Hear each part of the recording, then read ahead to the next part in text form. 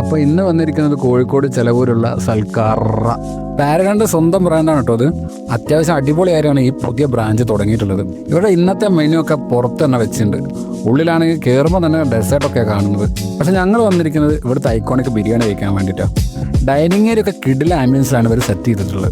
പിന്നെ മെനു നോക്കിയപ്പോൾ ആണ് ഇവർക്ക് ബീഫ് ബിരിയാണി ഉണ്ടെന്ന് അറിഞ്ഞത്. ഈ പ്ലേറ്റിനൊക്കെ നല്ല ചൂടുണ്ട് കേട്ടോ. ഓർഡർ ചെയ്ത് അധികം വൈകാതെ തന്നെ ചിക്കൻ ബിരിയാണിയും ബീഫ് ബിരിയാണിയും ഒക്കെ മേശപ്പുറത്തെത്തി. കൂടെ പപ്പടവും ചമ്മന്തിയും അച്ചാറും സലാഡും ഒക്കെ വന്നിട്ടുണ്ട്.